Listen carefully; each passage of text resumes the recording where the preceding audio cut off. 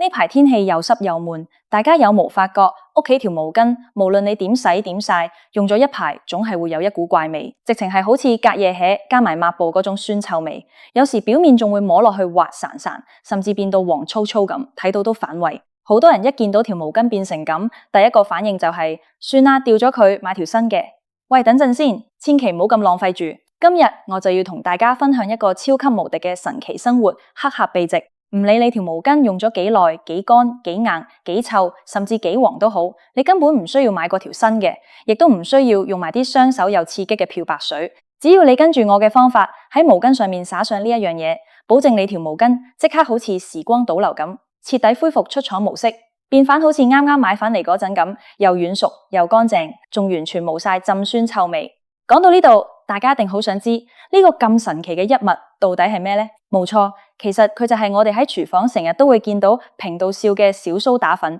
即係大家平時叫開嘅碳酸氫鈉。你可能會話小蘇打平時聽就聽得多人啦，真係有咁神奇？我同你講千真萬確，但係單靠小蘇打粉係唔夠嘅，入面其實仲有一套非常講究嘅科學比例同埋清洗步驟。如果清洗嘅步驟唔啱，或者水溫唔啱，效果就會大打折扣。今日我就會毫無保留咁將呢個全套嘅舊毛巾復活大法詳細拆解俾大家聽。首先我哋要先了解一下點解我哋條毛巾用下會變到又黃又硬，仲會發出一陣陣令人作嘔嘅酸臭味呢？好多人以為係因為自己洗得唔夠乾淨，於是每一次洗毛巾都係咁倒洗衣液，甚至以為倒得越多就越乾淨。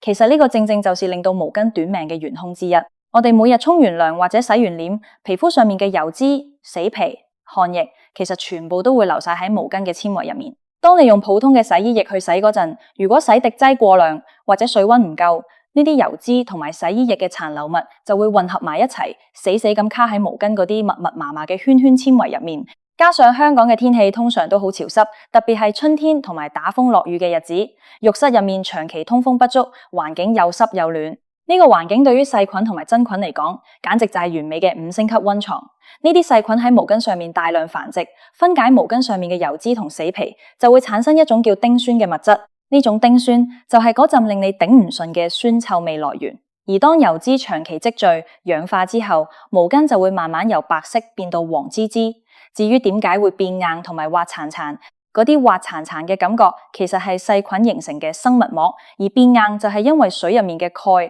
鎂離子同埋洗衣液殘留物結合，形成咗水垢，硬化咗毛巾嘅纖維。好啦，既然知道咗原因，我哋就要對症下藥，要徹底將呢啲深層嘅污垢、細菌同埋化學殘留物清除。我哋需要準備幾樣好簡單嘅工具。最核心嘅主角當然就係小蘇打粉。除咗小蘇打粉之外，我哋仲需要準備一樣嘢，就係普通嘅白醋，同埋最關鍵嘅冇氣熱水。呢個復活大法嘅第一步，我哋要進行深層去油同殺菌。請大家準備一個乾淨嘅大盤，或者如果你屋企有舊式嘅大煲就更加好。將你嗰幾條又黃又臭嘅毛巾放落去，跟住大方咁攞出你嘅小蘇打粉。份量方面，大概係每一條毛巾配2至3湯匙嘅小蘇打粉，直接將小蘇打粉均勻咁灑喺毛巾上面，特別係變黃或者有異味最嚴重嘅位置，可以灑多一點點。灑完小蘇打粉之後，千祈唔好直接倒凍水，我哋要用到滾水，即係大約攝氏90度至100度嘅熱水，直接將滾水倒落去盤入面，水量一定要浸過晒所有毛巾。當滾水一倒落去嗰陣，你會見到小蘇打粉開始起微細嘅化泡。呢個時候，小蘇打嘅鹼性特性能夠發揮到極致，佢會快速分解卡喺毛巾纖維入面嘅頑固油脂同蛋白質污垢。同時，高溫嘅熱水能夠瞬間殺滅表面同埋深層嘅大部分細菌，由源頭切斷酸臭味。倒完熱水之後，我哋可以用一對長筷子或者夾仔，稍微將毛巾攪拌下。等小蘇打水可以充分滲透到每一條纖維入面，跟住我哋就由得佢靜置浸泡。呢個浸泡嘅時間非常關鍵，大約需要浸泡20分鐘至半個鐘頭，千祈唔好浸太耐，因為如果水完全凍晒，被分解出嚟嘅污垢有機會會再次被毛巾吸附入去。當浸到20分鐘左右，你會發現原本清澈嘅熱水已經開始變到好渾濁，甚至帶有一點點黃色。呢啲就係平時洗唔出嚟嘅深層污垢同油脂。呢個時候，水溫應該已經降到手可以觸碰嘅溫度。你可以用手輕輕咁揉搓條毛巾，特別係平時成日抹面嘅中間位置，你會發現原本摸落去滑潺潺嘅感覺已經消失咗一大半。油搓完之後，將呢一盆污水倒走，用清水將毛巾稍為沖洗1至2次。不過呢個時候工程只係完成咗一半。雖然毛巾嘅油脂同細菌已經被搞掂咗，但係因為小蘇打係弱鹼性，加上水入面嘅礦物質，毛巾呢個時候撈出嚟可能會覺得有少少澀手，而且乾咗之後可能仲未夠軟熟。所以緊接住嘅第2步就是全個黑客秘籍嘅靈魂所在，軟化與去垢。我哋要再次將毛巾放回盤入面，倒進溫水，大約攝氏40-50度就得。跟住輪到我哋嘅配角白醋出場啦。白醋入面含有醋酸，係天然嘅弱酸性物質。我哋大約倒半碗白醋落去溫水入面，當白醋遇到毛巾上面殘留嘅微量小蘇打嗰陣，會產生相反中和反應。呢個反應唔單止可以徹底中和殘留嘅鹼性物質，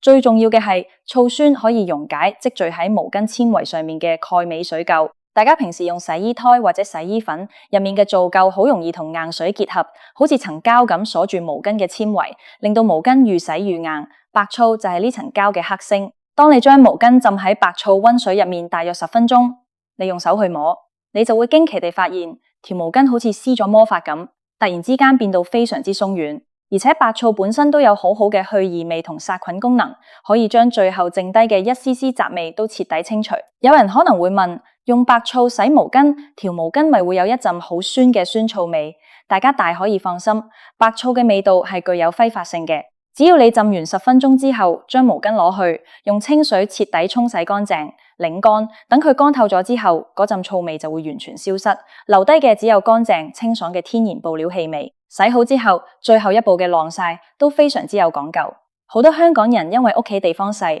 或者貪方便，洗完毛巾就直接掛反喺毛窗或者唔通風嘅浴室入面。我同你講，咁樣做等於將你頭先做嘅所有功夫付諸流水。因為未乾透嘅毛巾喺潮濕嘅環境下，唔使幾個鐘頭，細菌又會捲土重來。最理想嘅做法係將洗乾淨嘅毛巾擺喺室外有陽光、通風良好嘅地方曬乾。太陽光入面嘅紫外線係最好嘅天然殺菌劑，可以幫條毛巾進行最後嘅消毒。而且有風吹住，毛巾嘅圈圈纖維會自然立起，乾咗之後就會更加蓬鬆。如果屋企實在冇地方曬太陽，用乾衣機都係一個非常好嘅選擇。乾衣機嘅烘乾過程入面，滾筒嘅翻滾加埋熱風，會將毛巾嘅纖維徹底抖鬆，烘出嚟嘅毛巾直情好似酒店嗰啲咁，原汁原味，軟綿綿。如果你屋企連乾衣機都冇，只能夠喺室內晾衫，咁就一定要開抽濕機或者風扇仔，對住條毛巾吹，盡量縮短佢由濕變乾嘅時間。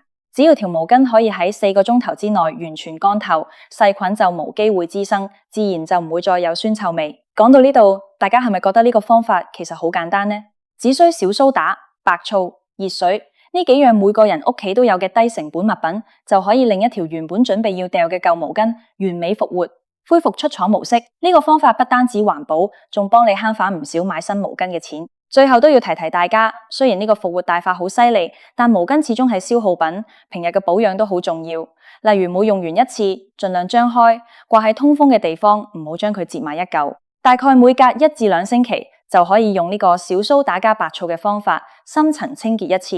咁你屋企嘅毛巾就可以長期保持喺最佳狀態。如果你條毛巾已經用咗超過半年至9個月，甚至纖維已經磨損到穿窿，咁就真係差不多時候要換新啦。好啦，今日分享嘅生活黑客技巧就到呢度，大家聽完之後，不妨今晚就即刻去廚房拿2匙小蘇打粉，試下一幫你屋企嗰條又黃又臭嘅毛巾恢復出廠模式啦，保證成果會令你大吃一驚。